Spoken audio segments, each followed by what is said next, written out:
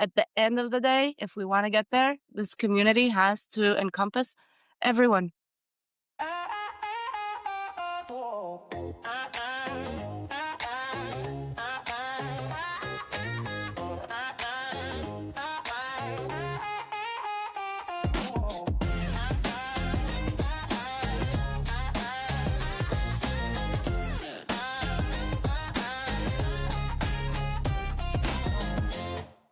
What's going on, everybody? Welcome back to another episode of Curiosity Class. I am super excited to sit down today with my good friend, Neumann. She is many things, a couple of which is the host of the Spirituality podcast. You find it on Spotify, Apple Music. She's a motivational speaker and a spirituality seeker, explorer. How do you like to...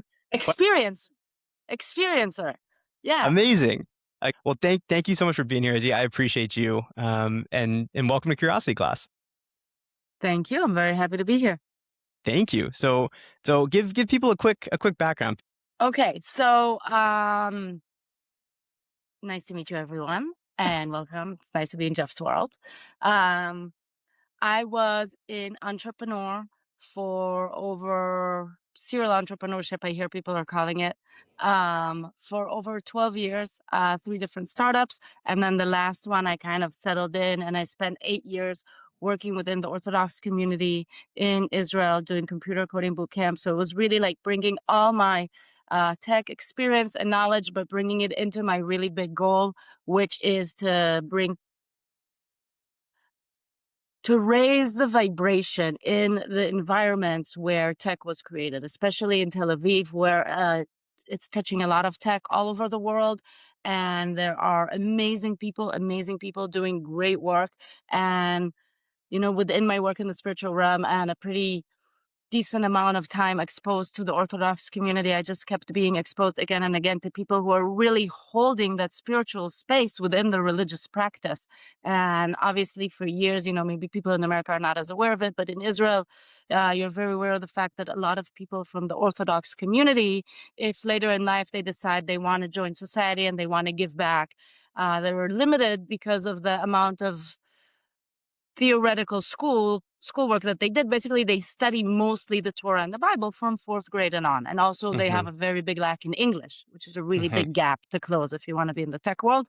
So I started a company where I was spent 8 years really training Orthodox men to be working in the secular world, but without giving up their orthodoxy and maintaining a very spiritual energy around it as a focus.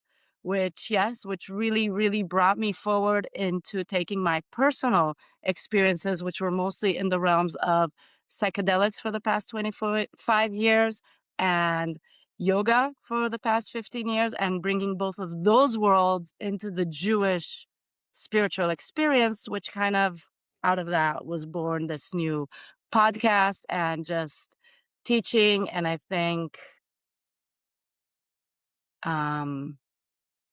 being able to touch the lives of people, having received the trust that I've received in the last couple of years, has been really, really empowering, and we're seeing where this is taking us.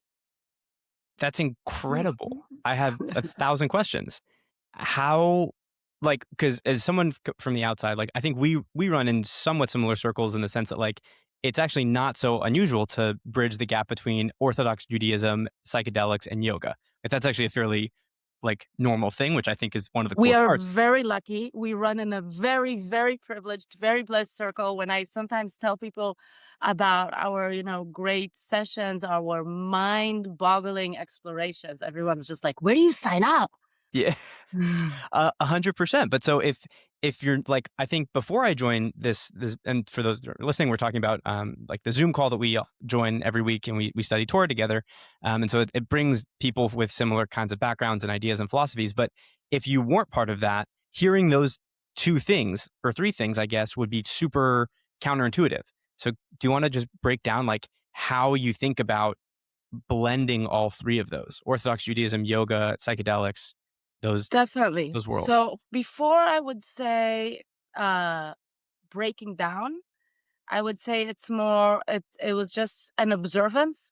And, the more you do any one of those fields or any field, anything in your life, right, the more it shapes the way you think in the language that is specific to that realm.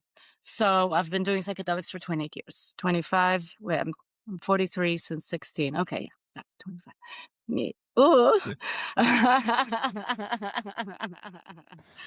And then I started to have the speech, of the things that you see, how everything comes together in psychedelics and how everything, you know, seeing the connection and really feeling it and having a validity or feeling validated, sorry. And the fact that we're all part of a big energetical network really takes out a lot of the guesswork and needing to believe. And then 19 years ago, I was exposed to Kabbalah and I started to go really deep into Kabbalah. And I had a lot of things which maybe for people who are new into this thought process, they'd be like, yeah, but maybe I don't believe that all of this is connected and let's see where this path leads me before I like jump to believe it.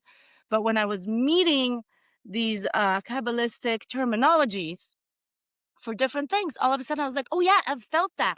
Or like, oh, that is connected to that. I've been in a conversation where I've noticed that change of energy. I just didn't have the words for it. So all of a sudden I was like, wow, all these Kabbalah explanations really sit on the things that I've experienced and not known a wording for them. And then a few more years down the line, started my yoga experience. And also at the time, I was really, I was very rigid. I was carrying a lot of stuff in my shoulders. I'd gone through a lot of things personally at the face. So I really needed a deep physical practice. And the more I fell into it, the more I was like, wow, but there's a whole world here of knowledge and terminology that goes behind it. And there's a real practice of like moving the energy with my breath work, not just breathing. So it's easy to go from one pose to the other. And then all of a sudden I would have another psychedelic experience and I'd be like, wait, all these realms are coming to life in my world. And all of a sudden having these extra languages is really helping me make things relatable also for the people around me. There's an example which I like to give about algebra, right? So when you look at the ancient Greeks and the way that they were planning cities, there is a huge jump. And obviously there are people who this is their realm who've written much better and deeper informative texts about this if people want to go and look for it online. But basically there was trigonometry and they were doing everything by studying shapes and they were building buildings and they were building arches and they were building certain kind of things. And then algebra and calculus were born in ancient Greek. And all of a sudden they had a second language with which to explore the same problem. And having a Mm, second point of view, being able to see it from a different side, which trigonometry could never explore, really deepened their understanding of the relationship, of the amount of pressure that's being applied, of how different shapes can support each other, of how things that have to do with the earth, of movement, or heavens forbid, earthquake, or things like that, could be mediated by the structures that they built, resulting in aqueducts that are still standing in places that have, seismic activity and the like. And mhm. so it's really amazing what we can achieve when we have more point of views that are really coming from different sides. And to me, the wholeness of spirituality that I experience is being viewed from three different places and hopefully blended in experience. Wow. Okay. What a what a foundation. Yeah. Did you always associate with, like, have you always felt Jewish? Like, have you always associated deeply with Judaism, or like what does that mean to you? Yes, but I've had the easy way out because I'm Israeli. Sure.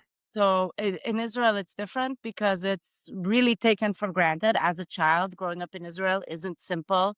I grew up on a kibbutz in the Gaza envelopment. There were a lot of things that were complicated that had to do with that. The second intifada was while I was a child, the Gulf War, things like that. So obviously all these things are happening to you because you're Jewish, right? The Mm, the reason why we're even in this situation is because we're Jewish, and why we're in Israel is because we're Jewish.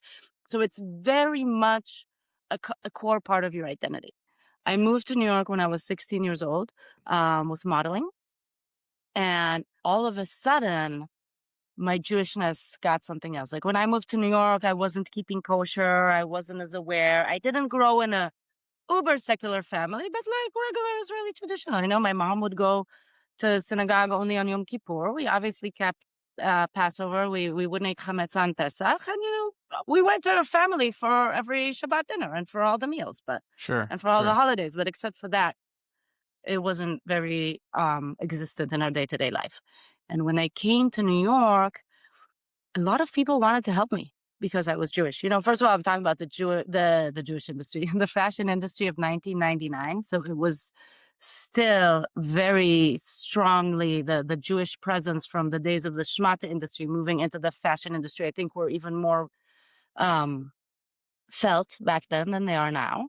And whether it was the owner of my agency, the people in accounting, some of the clients, everyone was like really trying to help the 16-year-old Israeli girl, like fresh off the kibbutz. Like, how can we help her sort of take a foothold or make things a little easier? 12 girls were put into one model's apartment. I got a tiny studio apartment because like they didn't want to expose me to whatever the other girls were doing. There was this very protective feeling around me. And that was the first time that I started to feel like, okay, I need to do something back. I need to earn this Mm, somehow. Like my first move, I was 16, I started keeping kosher just because that was like an easy thing that I knew how to do. Not like the super, glot kosher that people keep, but like yeah. the American like kosher style. Yeah. Yeah. Um, but it was still, it was still a big change for me. And I think slowly, the longer I stayed far away from Israel, the more I felt inclined to make my Jewish identity something that is present in my day-to-day life. hmm And so did you experience that like mostly through keeping kosher? Like, were there other things that you started doing? Like, how did you incorporate Jewish identity? Especially, it's very young too. Um, Like 16 is, you're a teenager. it was very young. It was very fun. There were no parents, so at least there had to be some adults around me. So very soon, I think by the time I was 18, more or less, I became connected to Chabad. Okay. And then I would take still even a few Kabbalah classes with a Chabad rabbi, and we had like this whole group that would meet to study at night once a week. And I think it was more of a novelty than anything. Mm, But later I started going to the Kabbalah Center, and that was at a phase in my life where, let's see, what was I? I was 24 when I started going to the Kabbalah Center, and my family in Israel was dealing with some health issues, and my mother was going through stuff, and I was very torn between, am I supposed to go back home now and be there because that's what you do in this kind of situation? But my whole life and my career that I've built here is here, and I had a lot of guilt, and I had a lot of, it was coming out in a lot of self-sabotaging ways that I needed hmm to work through. And at that point, I met the Kabbalah Center, and there I think I really fell into the practice, or fell, but more like head dove rather than fell, deep into practice. And it's when my Jewishness turned from just a thinking and an understanding to a doing, was when it really became an anchor for my identity, for my state of mind, you know, the acts. hmm Acts are good. And Acts so, and ceremonies and traditions. what did that look like? What were the acts that you were doing? Mm, I think interesting. The holidays very much, and also making an effort always to come hear the Torah on Shabbat was a really big one Mm, that really connected to me very fast. So it doesn't matter if I went out. I wasn't keeping Shabbat sure. until very recently, actually. But so whether I went out till like 7 in the morning or made it to Shabbat at 11 a.m. We're still talking about, early 20s of a model Sure. life. Like Sure. I had not many, but I definitely had a few times that we went from the club to someone's apartment. And at 11 a.m. I was like, oh, I'm half an hour late to the Torah reading. Gotta go, you know? And, but it was a real anchor for me because, it was really, it was that turning point, ending every week, starting every next week, like segmenting my life into, I don't know, spiritual, like little spiritual capsules, right? With every week and its energy. So what the Parshat HaShavua was really, I would say, my first strong anchor in Judaism.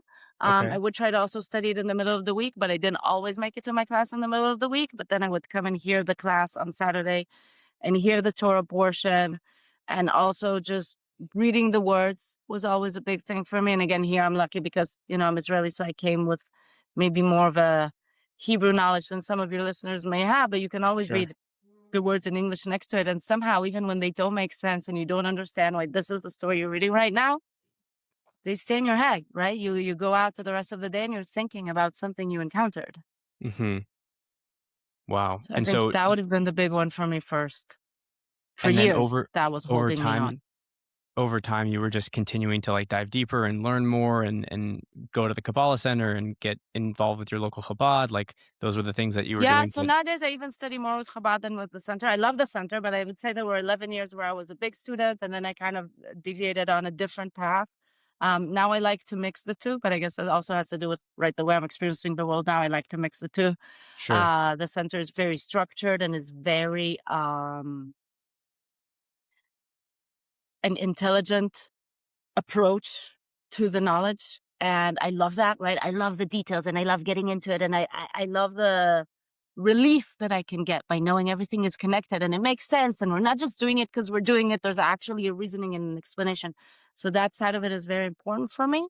But I think that in my grown up years, I'm a mother, I have two children, very amicably divorced for the last 3 years, but that's also been a huge state of growth, doing all the family holidays every time, both sides of the family together and like everything. I've really needed to bring the spiritual knowledge more into my heart place. And for me, Chabad or Hasidut in general really holds that sort of comfort zone of being able to just wallow in the presence more than need to understand how and why the presence. And I shift between the two. It That's so changes. interesting.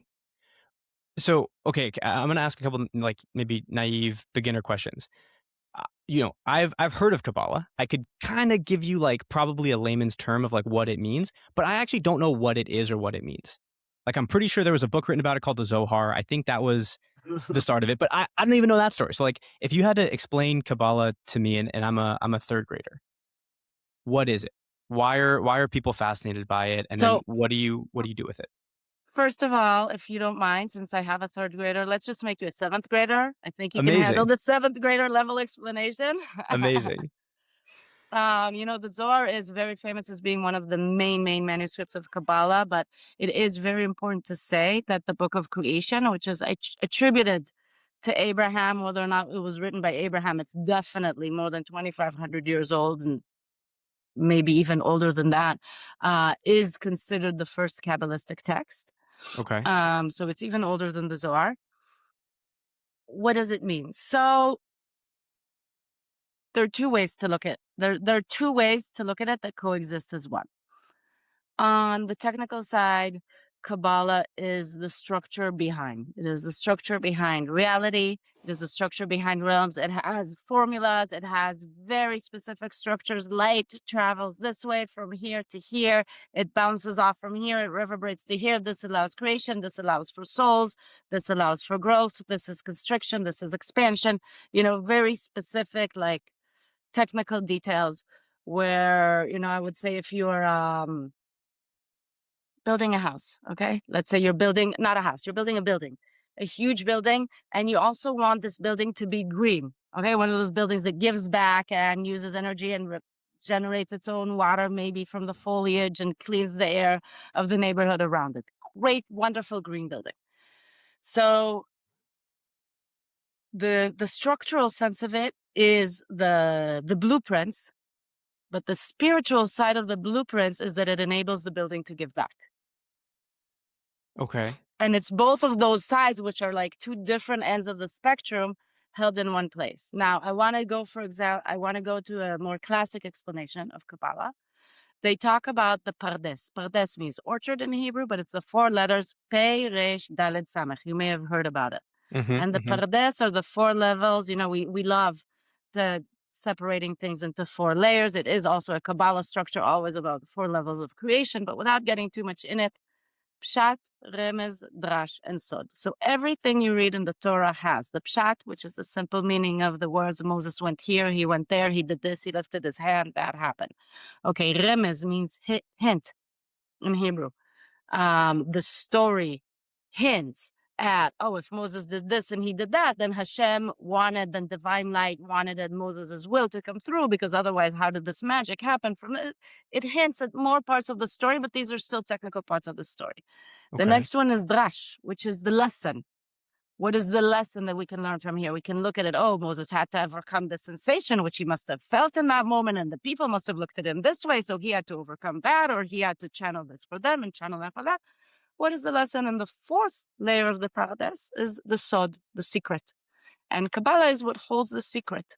And, let's say, just for a second, we'll give the example of the building, but let's take it to a story without getting into a specific one, because it applies to any Parashat Shavua. You have the story of this week. So you have the story of what happened. Then behind the story of what actually happened, you have some hints of like, well, for this to happen, that had to happen, for this to happen, that had to happen. That's so cool. Now I see a bigger picture. Then you have a lesson of how I can really learn from this in my life. And then you have the secret. Oh, in this week, in this Parsha, there's a special energy in the world which helps us to cleanse more of my negative habits. So if I have negative habits that I've been trying to cleanse, maybe this week is a good time to think about them or to write them down, because I'll get an extra help in removing them. And that's the layer that exists within Kabbalah. Wow. So it's the secret and the structure, because the structure enables the secret to operate, basically, the blueprint. So maybe this is a silly question, but like if I'm reading the Torah and I'm starting at the first level where I'm just taking it literally. I don't know if I would, and then like kind of that's option A. Option B is I'm reading a book of just the secrets.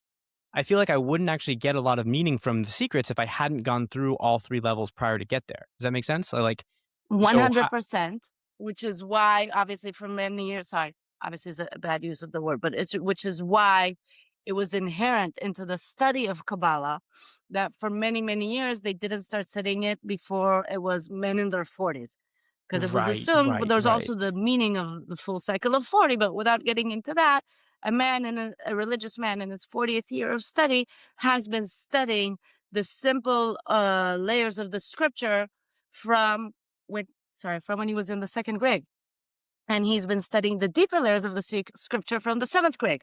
And he's been studying the lessons, from the 12th grade. So he's already had all three of those layers over and over and over again. And he's deepened his knowledge getting there. The thing is, nowadays, the world has changed. And the reason that this knowledge was dangerous in the past is because when you see behind the veil, right, you may misuse the information. Or on the other side of that spectrum, if you see too much of how things work, you may sort of lose motivation to do the hard work. Oh, well, anyway, if this energy isn't here this week, then it's not available to me. So why should I even bother to be polite to that person? Or why should I, it could create negative effects. And in our modern world, we come with a lot more point of views, right? People didn't used to travel, didn't used to that. So they lived in their small village. Nowadays, I've learned a lot of these spiritual lessons from a lot of different ways. People have interacted with them even in science fiction TV shows or even in Game of Thrones or things like that. You've had to ask yourself a lot of these questions. So because we consume so much more content, we can deal with a more intricate level of content and we can apply critical thinking to it. And I think that this thought is a lot of what was behind, leading first the Kabbalah Center and since then many other Kabbalah teachers in many other circles around the world to be like, okay, people are ready to handle this information. But of course, if you read it without knowing anything, then you have to read the simple story too, right? You learn the lesson of what's the secret to this Shabbat, but then you sit there and you read the actual simple words from the books. And the more practice you have at dealing with the secret, the easier it will be for you, or not easier, but the more natural it will become to look at the simple words while you know the process and be able to fill the layers in between. It's so fascinating, and I think one of my favorite parts about Judaism is I'm also very close with the local Chabad rabbi, and I live in Austin, and we're very close. He's been on the podcast, and we hang out very regularly. But one of my favorite things about him, and just I think rabbis in general, is that every time I ask him what he's, hey, what are you doing like when you're not with people? He goes, oh, I'm learning. Oh, I'm learning together. Do you want to learn with me? And I always think that's so cool because in my mind, I'm like, dude, you're the master. Like you've got it. But he's always learning. He's always trying to grow and improve. And I love that idea. Like, I just love the idea of like, I want to learn. I want to be a lifelong learner. I want to grow and always get better. And it's so true. Like every time you read even the same story, a year later, like it's coming up on this is Passover, right? This episode's going to come out the Friday or the Friday during Pesach. Like we read the same story every year, but it's not the same story because you're different, right? And like I think that's so cool. So, and I love that you took it to that. I was thinking something while you were saying it's also the biggest part of it is like you said, it's not the same story because we're different. So we can see different things in the story. We can see different layers. B, this knowledge is fickle. It has a tendency to run away from your grasp. Like you really, really understand it one year. And then you know how many times this has happened to all of us in much simpler things. Like you've learned a lesson. Oh, I should listen to my instinct in this and that moment. And then 6 months later, that moment comes up. And again, you didn't listen to your instinct. And an hour later, you're like, but wait, I already learned this lesson. And sometimes the deeper and simpler the lesson is, the harder it is to actually hold on to that knowledge. It's Yeah. like really takes a process of ingraining. And I can say that in the last, I mean, I told you I've been studying for almost 20 years, but in the last 2.5 years, this is what I've been doing. You know, I quit my day jobs and I'm studying full time and I'm teaching and I'm this. And I am preparing a Pesach class for tonight that is based on the whole structures of fours in the Haggadah, right? Of the whole, first of all, the four cups. There's a lot you can teach about the four cups, but there's the four boys and the four children, the four sons. There's the four questions that we ask. The structure of fours keeps coming back throughout the Haggadah, and it's Mm, always a call and reply structure. Also, our conversation with Hashem, our conversation with our children, changing the role constantly between being the influencer and the influencee. There's a whole process of what's structured into the Agata. And last year I did a 2.5 hour master class with like 20 women and we went really deep. I thought it would take 90 minutes, but they kept asking questions. We had this whole huge thing. And this year, the group of women that I'm working with and teaching weekly, I was like, let's do this, let's do the for this. And everyone was like, yeah, we'll be at your house the day before Pesach, let's do this. And then today I was looking at my notes and I was like, oh my God, I have to restudy this whole thing today. Cancel all my plans. This is all I'm doing. I thought I really grasped it because last year it was so amazing. Then I repeated some of it in the Seder and I recorded some of it and sent some away. No, this is all I'm going to be doing today is going and restudying from the text, not restudying from my notes. Because when I was right. looking at my notes, I was like, no, I have some big missing gaps here of understanding that I held last year. Wow. So what do you think that is? Like yeah, what do you think that is? I think it's fickle knowledge. I think there's some quality to this knowledge of the light where it's not okay. I've good way to it's there's a very big difference between attaining and maintaining. This is like actually this has been my words of the last 2 weeks, right? And I love it when, we were used to doing the game words in Hebrew, but all of a sudden sometimes in English it just falls into place in a way where we're like, maybe it's not where the word comes from, but you know what? It works. But it's really hard to attain something and we work really, really hard to attain it.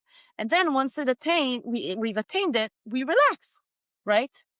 But when it has to do with spiritual progress and with spiritual presence, even the place to be is maintaining it. Hmm. It's constant work. We all know this, right? You go out of a yoga class and you've attained this level of peace. You woke up, it wasn't a great day, and you were irritable and things were just touching you the wrong way. And you come out of yoga and it's totally not there. And for the first half hour, nothing can touch you, right? But then things keep coming in. And if you're not constantly throughout the day maintaining, oh, I lost it a little bit. You know what? Let me take a break with a chamomile tea. And oh, like, you know what? I'm going to not look at my phone for the next 30 minutes and just hang out or go to the bathroom and breathe with my eyes closed while I pretend to be doing something else because I feel that I've come out of that zone. But we don't have the luxury to do that year round. And I think maybe part Mhm. of what the rabbis are doing when they're studying so much, and I've really felt the difference in these last 2 years, is by maintaining the study, you're also maintaining that place of understanding. Mm. So every week I'm studying other stuff, but you know, it maintains a certain level of accessibility to study. But yeah, as I was proven just this morning, it didn't actually maintain the knowledge that I had acquired last year. Right. That's really interesting, the attain versus maintain. I think that's really cool. I like that framework. Do you find, because I think you mentioned earlier, like when you started learning Kabbalah, you started going to the Kabbalah Center. It said you like, oh, you were noticing similarities and you had this feeling. You're like, oh, I'm really like, there's something here. How do you recommend people who haven't felt that? Like people who read the text and like, I get nothing. Like I get nothing out of this. These words don't feel like they're moving Find a me. different writer. Find a different writer. If Okay, this say is what more. you're feeling, there's so many different aspects of people that are writing. There is a writer out there that has experienced it in your language. If Okay. you're reading the text and you're not finding what you're this, don't battle yourself to be like, oh no, but I wanted this, and force yourself in something that is obviously not working, right? And this is who we are as Jews, right? This is without the I don't want this to sound like it's criticism on any other version of monotheism. It isn't. It's just I feel like Jews do variations within monotheism spectacularly, right? In Okay. Christianity, they have many variations, but some of them have found the need to completely separate the way they practice. Sure. And in Judaism, there is something about probably about the fact, that we didn't have a homeland and we were attacked and we had to stick together, that no matter the variations in how we each practice our Judaism, we still understand that any Jew is welcome in my synagogue and that, Yeah. we're all coming to this thing together as an approach. So, as part of this huge monotheistic, I don't know, collaboration of moving forward, of deepening our Jewish practice, there have been people who have written about the text in a humorous tone and people in a critical tone and people in a victim mode. And there have been women that wrote it and there have been men that wrote it and there have been gay men that wrote it. And there have been like, find the language that speaks to your thought pattern. It is out Mm, there. interesting. I like that. I like that. Mm. Do you have like, who are the writers that spoke to you? Wow. So first of all, my biggest ones are from the Kabbalah Center. I love the Michael Berg books, Okay. and if I'm watching recorded classes, I love Attaining Okay. from the recorded classes. Obviously, there are many other great people, but these are like my two go-tos. Yeah. Chabad, it's Rabbi Dov Ber Pinson, Okay. which people are familiar with Rabbi Pinson, and with Rabbi Pinson, it's very, very interesting because in his books, he does something miraculous where he really simplifies it in the book that you read through a few pages. You're like, oh, I know this stuff. I know this stuff. I know this stuff. Whoa, how did we get here? Like, you don't even notice how he like takes you in. But if you feel like you want to get your mind blown, go to one of his YouTube videos because there you're like, okay, wait. I mean, it takes me an hour to make it through a 20-minute video because I just have to like go back and go forward and may have to do with not being my first language, but it's very, very heavily laden. So you get the two different versions of his brain. And then I have to be honest that I do a lot of my work with Perplexity, like Okay. ChatGPT, whichever Yeah. thing Yeah. people have their account on. And what I created about a year and a half ago that's really helped me is I created my list of rabbis, right? So whether it's the Ramchal, the Ramak, the Arizal, the Rambam, I have Perplexity knows which are the rabbis that he's allowed to reference when I ask the question. If he wants to give something that's from outside of my list, he has to tell me specifically, like, oh, I also found something, but it's not one of your rabbis. Am I allowed to share? Rashi, Wow. of course. Have you ever asked it to give a new insight based on those teachings? Not Like, allowed to give insights. He's only allowed to give me direct quotes, specifically not allowed to connect the dots for me. no, but like, how like I'm pretty sure the Lubavitcher Rebbe, the Chabad rabbi, Right. um, he was known for like being so innovative without changing any laws. Like he didn't like the idea of going on TV or radio at the time was like revolutionary, but didn't break any laws. Like that's why he's known as like this crazy innovator. Is there anything that you can do? I think that's just like an interesting question, like with AI, to ask it within the confines of these rabbis and thinkers, like what is a new insight? I don't know. That's I'm just kind of sure fun. you could. To me, that's an intimidating place.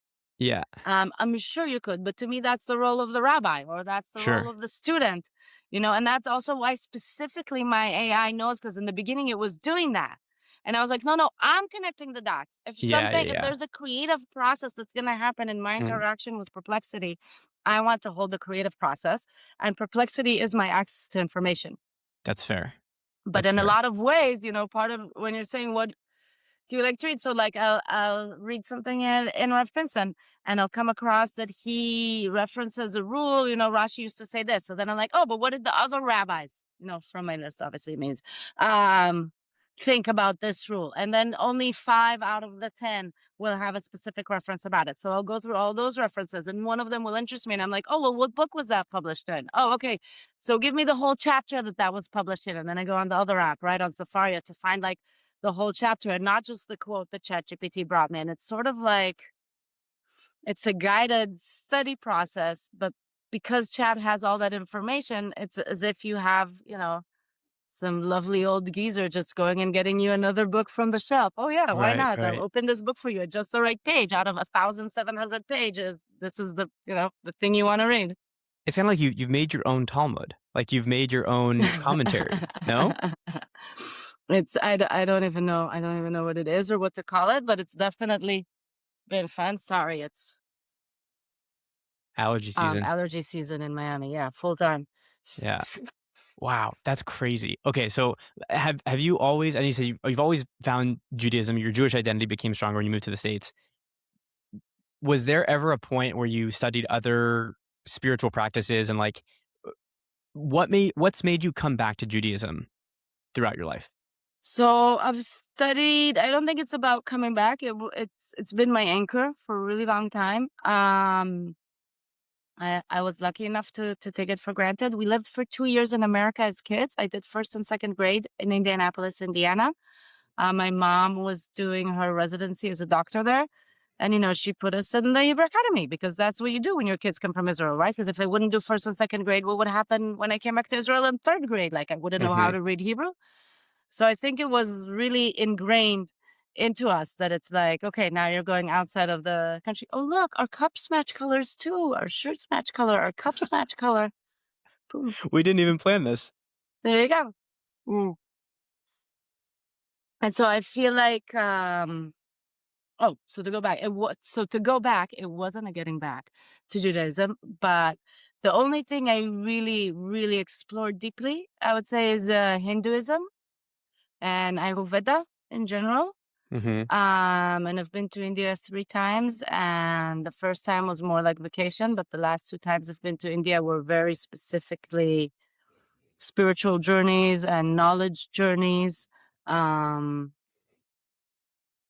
and they were always empowered and motivated by my connection to Judaism. It wasn't like a going from one to the other for me. Hmm. And do you take, because this is the thing that I sometimes struggle with like the Orthodox community, is that it seems, at least in encounters I've had, is that there's a little bit of a hesitancy to bring in other religions, other spiritual practices, and so it's a little Right. like my rabbi will always say, like, well, what are you getting from that? Like, oh, well, Judaism has that already. Like, what do you need that for? Like, Judaism has that. Judaism has meditation. So it's like it feels a little bit like And I've encountered that for yeah, sure. So I'll say 2 things. I'll go to both sides of the answer here. First of all, you really need to understand the Orthodox community because they come out of being the gatekeepers. The right. fact that Judaism managed to maintain being its own unique practice with a consistent continuation of how it was practiced 2,000 years ago. Okay, admittedly, there have been changes, but the Sure. consistent growth and continuation of this one, I don't know, one way of expressing belief and one specific way of connecting to divinity throughout 2,000 years of diaspora has to do with the fact that they were really, really tight on the reins, Mm-hmm. right? And they had Mm-hmm. to make sure that people wouldn't get lost. Otherwise, we would have never made it so many years down the path to where we are now. So I think in many ways, they are they're still coming around to loosening up, to finding ways. And also this was a very big thing in the business that, the company still exists, but I'm not running it anymore. God bless. It's a lot of work. A lot of work, this stuff. Is really, bringing Orthodox people who want to stay Orthodox and are not giving up any part of the Orthodox lifestyle, but work in secular communities surrounded by secular people, because now we live in a world that also holds so much more of the other, Mm-hmm. right? Like before, people lived in community, and these people were in that community, and those people were in that community, and they didn't mix. And now it's everything. Everything, wasn't it that movie? Everything, all the time, everywhere.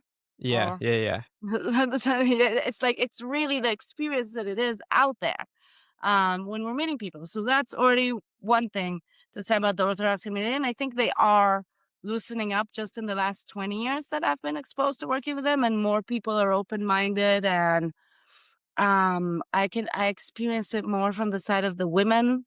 Whereas 20 years ago, you would talk to an Orthodox woman about her shidduch, an Orthodox girl, I would even say, like 16, 18, early 20s. They wanted only a very specific kind of guy, and only a studious guy, and only that. And I get to mix with a lot of young women in the Orthodox community. And nowadays they're very open to it. Oh, it's okay if he has a job. It's okay if he has, dreams, if he wants to work in tech or in one of these environments. Like, that is a really big harbinger of change. Yeah. And then the other thing that I would say about it is there's always been, or still is, right, a really great fear of idol worshiping. And when you Mm, don't understand something, it's scary to you. So I mhm, think for a lot of times when they're like, oh, why go there? We have it in Judaism, we have it in that. Oh, if you're going to find another way to connect to divinity, you're idol worshiping. But mhm. our terms of idol worshiping are good and bad, right? We have a good way to connect to divinity, and that's a bad way to connect to divinity. Right. But, right, like That's bad, so or it doesn't true. even work, or it's going to connect to the negative forces of divinity, and that's not what you want to connect to. And Right. that's how idol worshiping has been taught to us for a protective way. But we are in the days of Messiah. People are saying that it's not just me with my like woohoo wanting to live in the golden age of humanity. It's being Okay. said in the religious circles too, not just in the woo community that wants to live in like, our wonderful future age.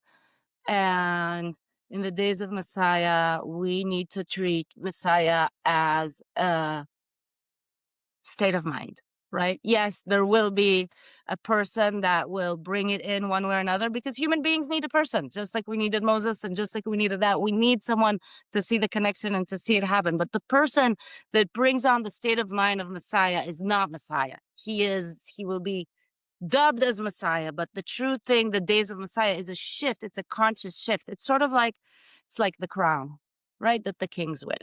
The Mhm. crown is not the king.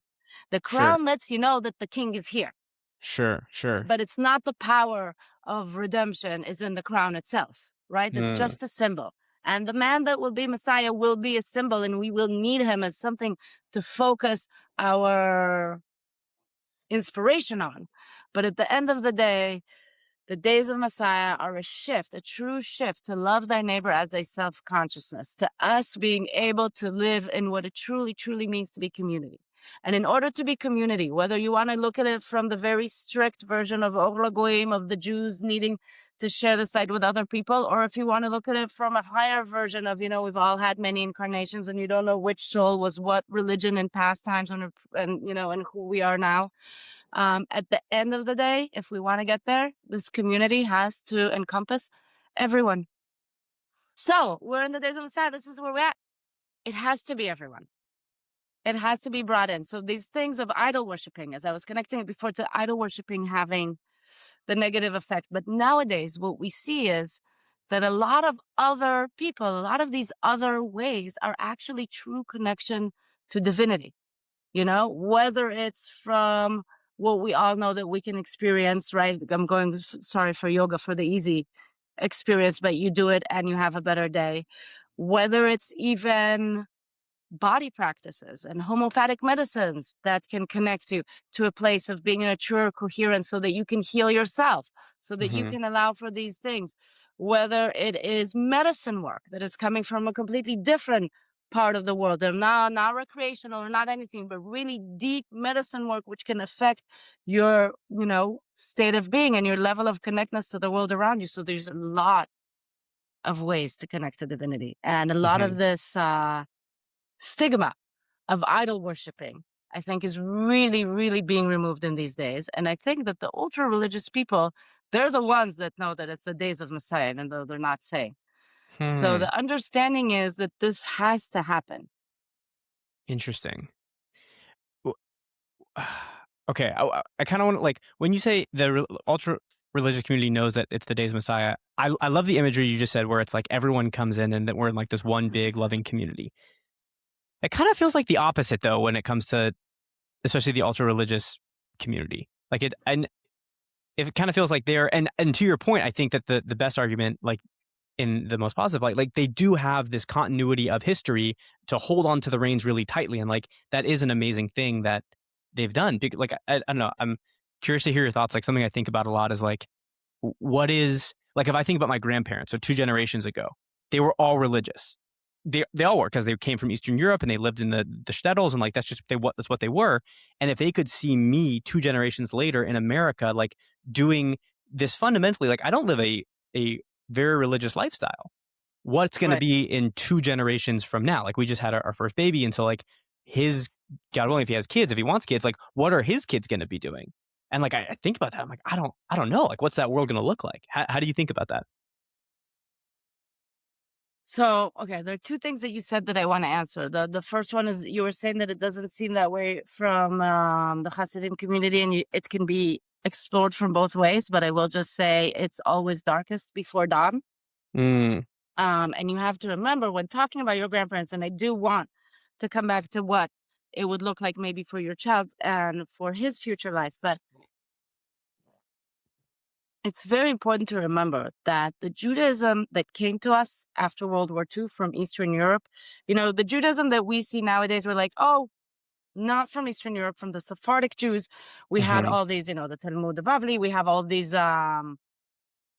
things that stayed, that had very spiritual practices, but the Ashkenaz Jews were very strong and very strict and very like rigid. But Yeah. the truth is, the Ashkenaz Hasidic communities all over had a lot of very, very spiritual practices, but the habit was not to put them on paper. The spiritual Uh, things were the things that were taught by the rabbi, because the minute you put them on paper, they can get taken out of context, or the minute you put them on paper, like we said before, it's that layer of secret, which then now people know the blueprint to how the energy works, so they're going to use mm, it to manifest things in their life, even if they didn't do the work to earn that specific manifestation. There are a lot of negative ways that you can go there, where you will become so full of yourself, or you will, there are dangerous paths there for the true spiritual seeker. sure. So the practice was not to write these things on paper. And what happened was that in World War II, entire communities were completely wiped out. Entire communities that had very spiritual ways of connecting, and what was left from them was the very technical thing and the laws and the arguing over if this happened there, and I Hmm. cooked this under that lamp while the sun was moving there and the moon was reflecting from the third star of Venus. You know, this is the stuff that stayed because they weren't Right. worried about writing that stuff, because it's the simple stuff of the back and forth, even though it holds a lot. And this the secrets were a really big part of how we practiced for many, many, Interesting. many years.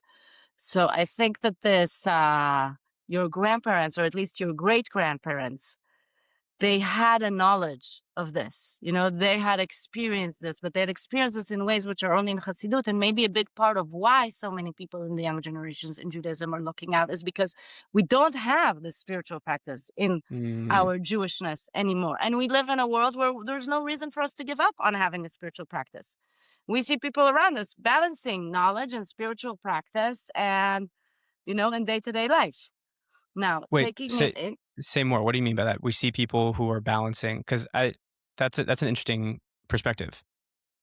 because Like what? even when we look at, we look at the it's called social capitalism, right? The rise of companies as being the places that will actually form and shape the communities of the future, right? Whether it's, the decentralizing of government, how soon will that actually happen? Right now, when the whole world is thrown into war, I don't know. Like, 6 months ago, it looked better than it's looking right now.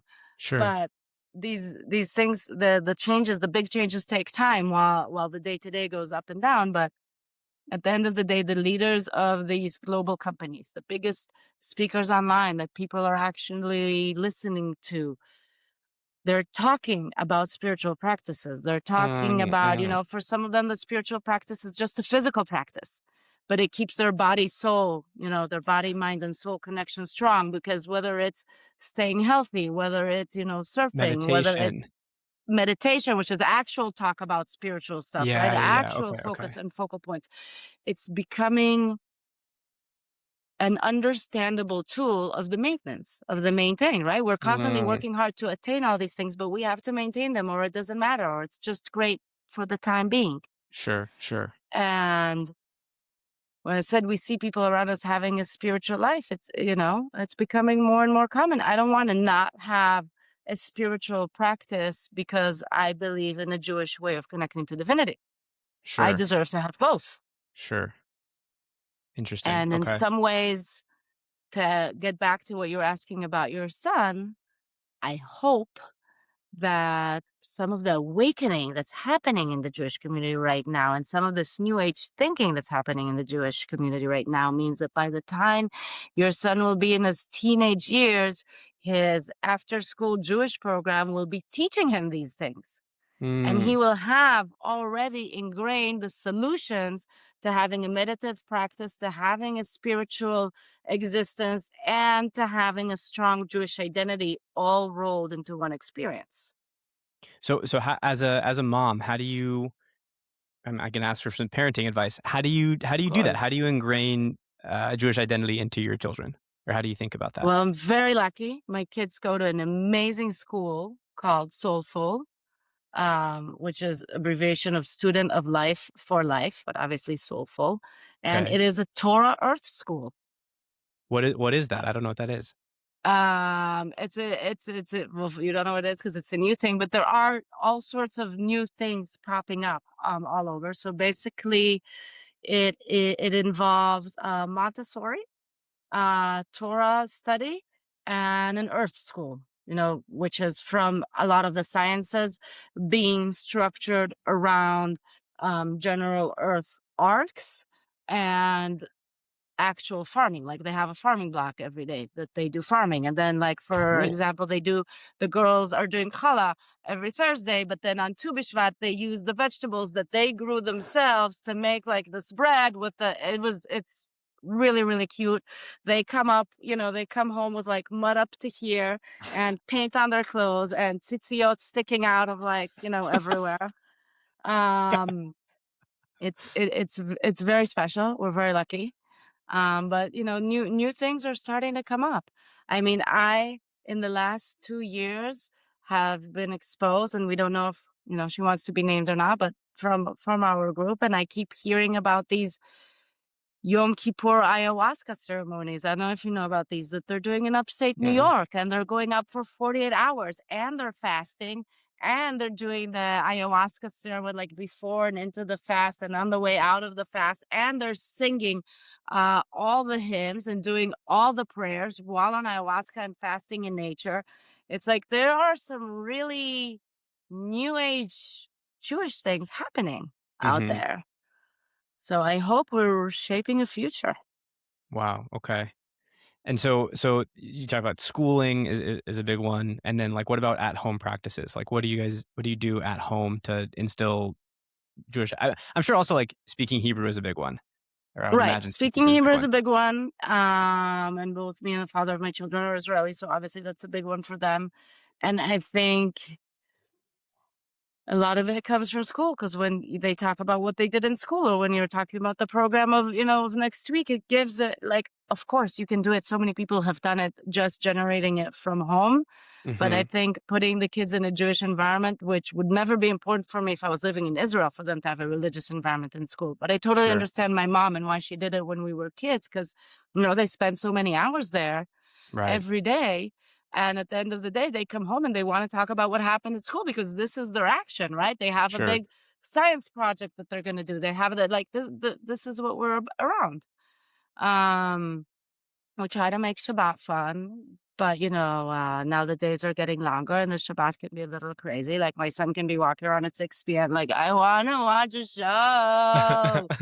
And I'm like, sorry, Shabbat's out at 8:20. 2.5 more hours. Mommy loves you. That's amazing. Do you But it's like totally funny.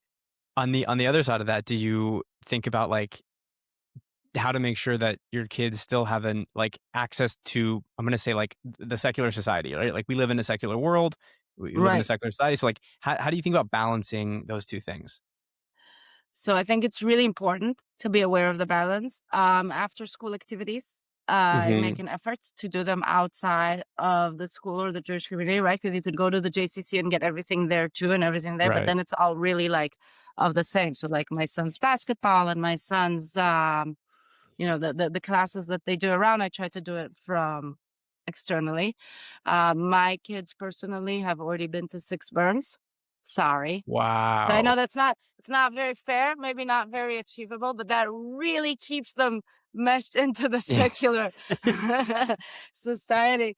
We were, and I've never taken them to Big Burn because the Big Burn is my thing to do with my friends, but we've done Love Burn here in Miami 3 times and Mid Burn in Okay. Israel. And so last year when we were at Love Burn, there's an area where clothes are not mandatory, and we saw a few people like walking over and they were holding some clothes in their hands and they were like walking, and my daughter goes, "Oh, where do you think they're going?" She was 9 at the time. And I was like, "Oh, they must be going skinny dipping. The beach is right over there." And then this year, we passed a group of like fully naked joggers. And she goes, "My, they're in a hurry to go skinny dipping." And I was just like,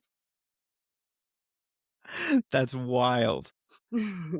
so, that does keep them, but I understand that's not a solution that's for everyone. Sure, sure.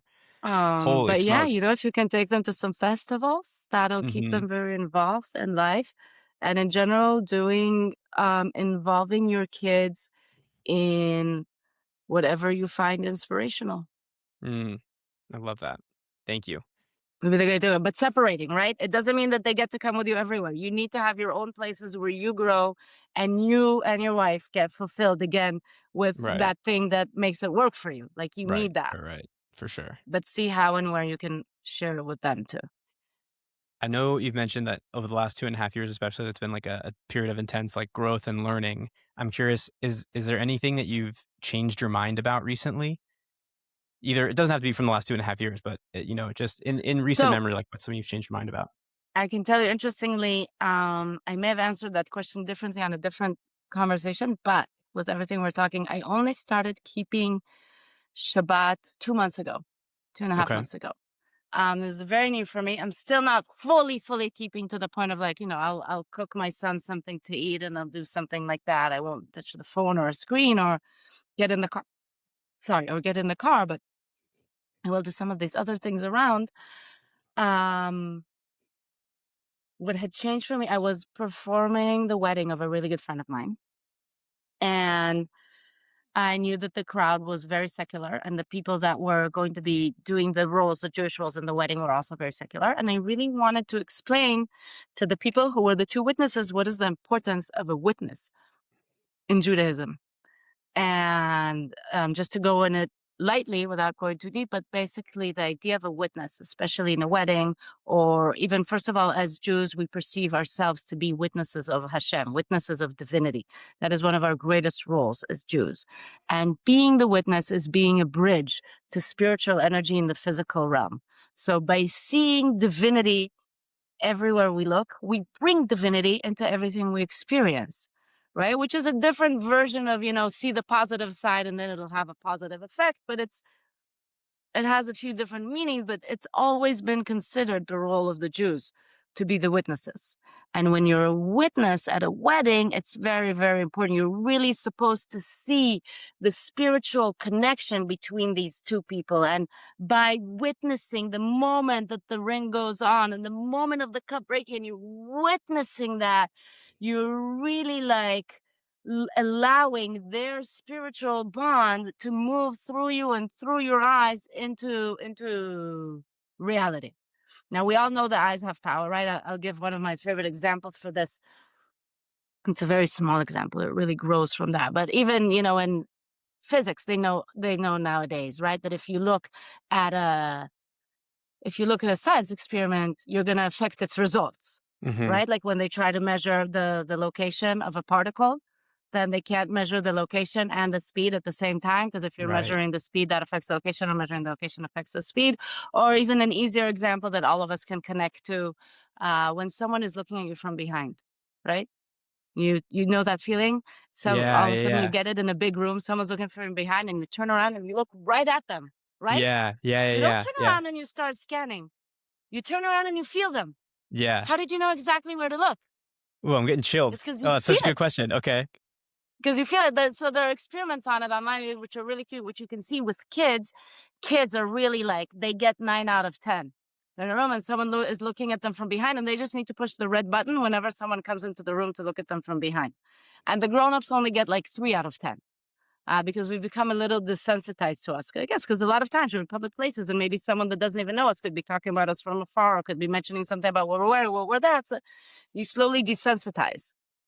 But kids always know. But when you do know, even as a grown up, when you have that feeling and you turn around and you're looking right there, because something happens. The energy can actually somehow, I don't know how, move out through the eyes. And this is the role of the witness.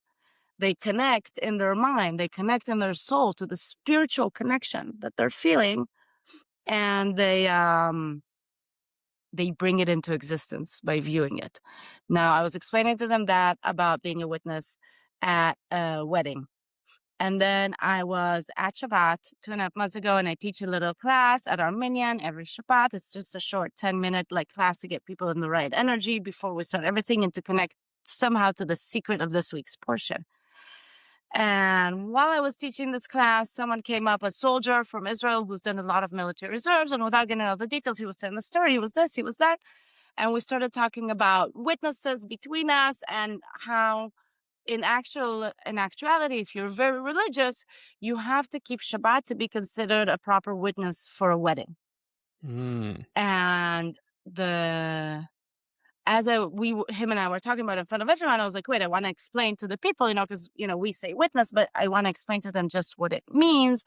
And I explained how keeping Shabbat, being able to see divinity in every Shabbat, being able to, not just to be a witness, sorry, being able to recalibrate our instrument, right? Keeping Shabbat is a way to, it's 24 hours without idol worshiping. We all have idol worshiping in the modern world, right? Even if we don't mean to, because idol worshiping, by the strict definition of it, is anything external that has the ability to decide how I feel, anything external that can affect my spiritual state. So it can be things from my phone and messages I got from my friend. So if a message from my friend is now in charge of how I believe, so my choice is a reaction to their choice to be rude or nice or whatever. It's not my Mhm. own choice anymore. Boom. Idol worshiping. My relationship to money can be boom. Idol worshiping. Like so many of these things turn into idol worshiping. And anyway, Shabbat is a tool to recalibrate ourselves from that once a week. And I was explaining how important the recalibration is, because the tool of the witness is to be a channel, and like any instrument, when you play it, it will come out of tune. It's not a Mhm. bad thing. It's just a maintenance thing. Right, Again, you have to maintenance. maintain it in order to be able to attain the ability to be a channel. And as I was explaining it, it became really important for me to keep Shabbat. And I turned around to my brother who was sitting next to me in the middle of talking. I said to him, oh my God, I just decided I'm going to start keeping Shabbat. And he's been keeping Shabbat for a decade. So he's even stopped trying to convince me to keep Shabbat for the last 8 years. But for him, that was like amazing. And I said that just quietly. And at the end of that service, 3 different people came to me and told me that they decided to keep Shabbat while I was talking. And since then, I've heard of 2 other people that have started to doing a technological Shabbat, just no phones and no screens and no cars, from that specific time. Wow. And the magic was that while I was speaking, I was witnessing my own words. I was learning while I was speaking, which is the most potent way to actually teach someone without coming above, because I'm teaching myself and then someone Sure, else. sure. I was witnessing the understanding that I was having. They were witnessing my lesson and they were learning from my lesson, not from my preaching to them. Right. And so it's been 2.5 months that I've been keeping Shabbat, or this is going to be the 10th week. Wow. Um, and it's been a new thing, but now I'm really connected to it. And before it just seemed to me like, oh, it was okay for the days of old, but I go to synagogue every Shabbat and I do my this and I pray and I do Shabbat dinner with my kids. And it's okay if we need to take the car to like go have some fun on Saturday afternoon. Right, right, right. So do you live walking distance from your synagogue? Yes. Okay. Nice. Yes. And we're Wow. in Miami, so it's very comfortable. Sure, sure. We don't have Wow. your weather. Yeah. And I think you've kind of mentioned it with some of the readers that you read and listen to and consume, but like what are other like maybe non-spiritual, non-religious, like what are things that you like to consume? Like what media do you like to So I would say, consume? first of all, non-religious, but yes, spiritual is after school. I don't know if Okay. people are familiar with after school. School is spelled with a K. Okay. After school, one word on YouTube. He's an illustrator. I don't know a lot of details about him. I've been watching it for like 2 years. It's an illustrator, and he will take stuff like an Alan Watts, 15-minute lecture and illustrate to it while you hear the lecture, and it really like holds you in and enacts it. And he Whoa. chooses great, great, great content. And I love after school. It's great. It's great, especially if you're like at the end of the night and you want to watch something, but you're not going to commit to a whole show and you don't want to just scroll on your phone. You just open, you put on after school, and when that one episode is done, you're good because it's so much content that you're Yeah. like you get your satisfaction without lowering your vibration by going to the phone. Because sometimes at the end of the Mm, night, you need a little in between. for You don't want sure, to for lower your sure. vibration. So after school is really good. And then other content, I don't know. I mean, right now I'm having a really big guilty pleasure moment. I'm rewatching Deep Space Nine from the beginning. Okay. I'm a big Trekkie. I grew up being a huge Trekkie, but somehow Deep Space Nine it came out in the years that I started traveling to New York and I was modeling, so I like missed it. I never really had the whole arc of the story. Um, And so I think, but again, it is spiritual. It always surprises me how spiritual it is. Like you get the action, you get the spirituality, you get a certain level of like deliverables. And what else do I like? I don't know. To be honest, I started this rabbinical program, which is really long and it's 6 years and it's going to take a long time to accomplish, but it's a lot of reading and I haven't had time to read anything that's not related to the program I know in we recent didn't even times. touch on this, but yeah, do you want to share a little bit more? Like you're studying to be a rabbi, which for anyone listening to you makes total sense, and they probably think, "Wait, you're not Thank you, dear. already a rabbi?" Thank you, dear. I don't know. I don't know. I don't know where I stand with it yet. I'm really happy with the school that I found because it comes out of Zalman Schechter's teaching, and it's a program of Jewish renewal. I'm really happy with the school. I'm really happy with the mixture of students that I'm meeting in the class. But I can't decide yet regarding the role of the rabbi. I think the role of the rabbi is really, really important. I belong to a Jewish community. I have several rabbis that I associate myself with, but I don't know if 6 years down the line, that's exactly what I see myself doing. What I Hmm. do know is that I was really, really craving the grounding, like we were saying before, even like your question, right? Like if you study all the high level stuff and you don't have the grounding, and even though I come from, reading and understanding and knowing the simple stories, I wanted a lot more of the halachic grounding as my spiritual process has gotten much deeper, as I've started to teach more and more groups. And I feel that, in some ways I take responsibilities that are like responsibilities of a rabbi, and I wasn't trained to do them. And woman has maybe a fight with her husband, and she comes to talk to me about something, or someone has something with their kids, and they come to ask me a question, and I'm like, wait, I don't want to leave them hanging on the one hand, and I don't want to also be lightheaded regarding or be light regarding the responsibility that is sometimes put upon you when someone actually comes to you for advice. Sure. So this seemed like a good way to start to figure out how I am gonna put the things together. Hmm. That's beautiful. The first time Yeah. we ever met on a call, I actually I did think you were. I was like, oh, who's this rabbi? Like, who did like where did she? Like, this is awesome. And I think that that's a really cool. Like, I think you have an amazing background to do it, and whether if you choose to pursue it or not, I think anyone in your quote unquote congregation, whether you're actually a rabbi or you're in your current role as a advice like a wise person within your community, I think anybody in your community is very lucky to have you. Thank you. Shaynis is a chino. We are blessed to be a part of this amazing, amazing time in Jewish history. Well, Adi, thank you so much for coming on and sharing your wisdom with the listeners here and with me. I really appreciate you, and I'm looking forward to seeing Mhm. you at our. I don't think we're having a call this week because it's Passover, but No, but Pesach. next But week.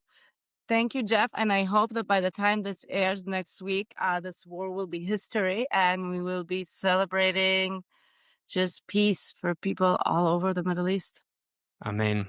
and lower Amen. oil Amen. prices. Because let's celebrate that too. Why not? It's got to be all the 100%. layers. It's got to be all the layers. That's right. A worldwide community. Exactly. Amazing. Thank you so much, Adi. I'll speak Thank to you you, soon. dear. Bye, everybody.